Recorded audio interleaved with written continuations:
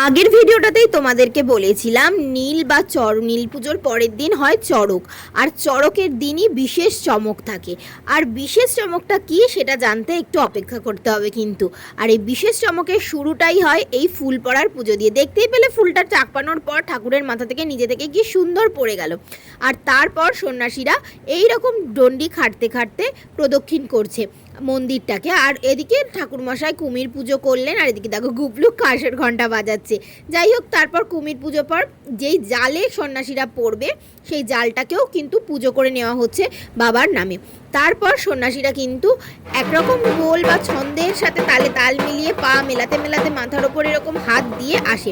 আর এই ছন্দ বা বোলটা কি বলতো? ও হরি নারায়ণ শিবচরণে মধুর বোল। এই মধুর বোল দিয়ে কিন্তু সন্ন্যাসীরা স্নান থেকে ফিরে আসে। আর কি কি হলো সেটা পরের ভিডিও দেখতে হবে। ততক্ষণ ভালো লাগলে লাইক, শেয়ার এন্ড সাবস্ক্রাইব করতে ভুলো না।